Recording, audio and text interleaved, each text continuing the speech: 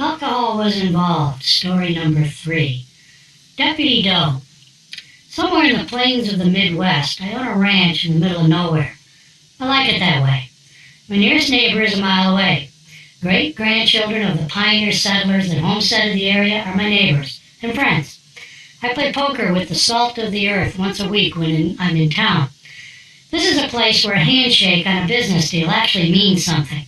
Paperwork is minimal and for the most part just an annoyance of a formality.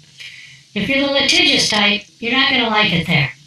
They have what's called the tough shit law as it relates to claims regarding accidents on farm and ranch land.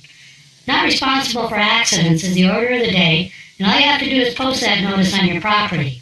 No tort reform needed in this neck of the woods. When we bought the ranch, I also bought a house in town to live in while we were remodeling the ranch, the house, the barn, and all the outbuildings. The property was pretty tired. The house in town needed some work as well. I enjoyed doing most of the remodeling work myself. I was also doing most of the remodeling out at the ranch with the help of a local contractor. I have experience. I'm a weekend warrior. My dad, now retired and sober, even came out to help. I pulled some cabinets out of the house in town to replace them and set them outside the garage. My plan was to maybe put them in the garage or the shop at the ranch. Coming home from a long day at the ranch, I found they were all gone. Someone had stolen them. We had moved in only about 2 weeks prior and we heard a knock at the door. I could see through the window in the door that a uniformed police officer was there. As I walked to the door, I looked out the front window and saw our dog in the back seat of his cruiser. Uh-oh. I opened the door and said, "I'm guessing you're not here for a social call." "Nope, we have a leash law here." "Boy, I'm really sorry. I'll get him. Thanks. By the way, while you're here, I had some stuff stolen the other day. I put some cabinets out next to the garage that I had torn out and someone took them." "I took them," the policeman said. "You did?"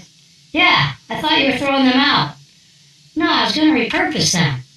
"Oh, sorry. Well, I collect the garbage on Thursdays and I thought you were putting them out. You want them back?" "No, that's all right. You collect the garbage?" "Yep. Sheriff deputy work doesn't pay much." Welcome to Mayberry RFD, I thought. They don't say much here. I later learned that Deputy Doe was the local entrepreneur and owned a large number of properties, rented tools and equipment, did tree cutting and trimming, as well as held a full-time deputy sheriff job. But this was no Barney Fife.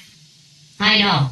I actually met Don Knotts when I waited on him and his pregnant wife at a swanky restaurant I worked at as a waiter.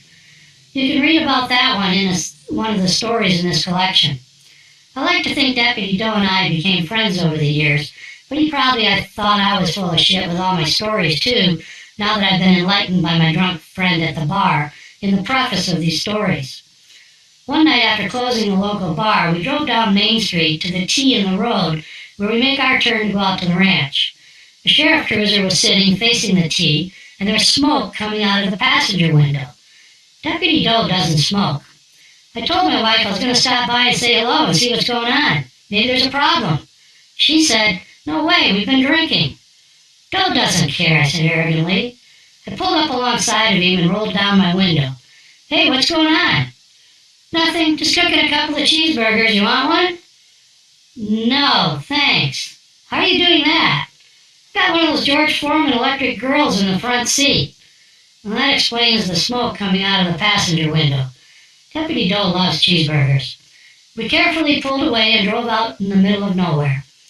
I sometimes invited my executive management team to come out to nowhere where we would do some strategic business planning, bury a pig, or have a candlelit dinner catered up in the barn loft. I invite some locals so my team could meet and see what the other part of the U.S. looks like. One evening after happy hour, float on our pontoon party boat on a nearby lake, I took everyone into town to visit our local watering hole where everyone knows your name. Every town has one. We had a great time, and as we sometimes did when the party wasn't ready to be over, I invited the entire bar over to the offices I had downtown that had a large sitting area complete with a grand piano, big screen TV, and lots of seating. We got booze to go, the bar emptied, and everyone walked down to my facility at 1 o'clock in the morning. As the night wore on, some of my execs got rides out to the ranch where I had rented some RVs for their comfort, but a good contingent remained until I kicked everyone out when I noticed the sun was coming up. I turned off the lights and locked the door with a full cold beer in my hand. I hadn't had a beer at sunrise since I was in high school. As I stepped out onto the sidewalk, Deputy Doe was driving by. I thought his shift ended at 4 a.m. I slipped the open beer into my jean jack pocket and flagged him down. "Hey, my truck's parked behind the bar. Can you give me a lift?" "Sure, jump in," he said. He dropped me off at my truck in the alley behind the bar. Not a word was mentioned about the party I just hosted until the sun came up. As I got my keys out of my pocket to start my truck, I realized that I had that full beer in my pocket, which was now empty. My butt and leg were soaked. It had completely spilled out onto me in the back seat of the cruiser. Deputy Doe never mentioned that to me, ever. Alcohol was involved.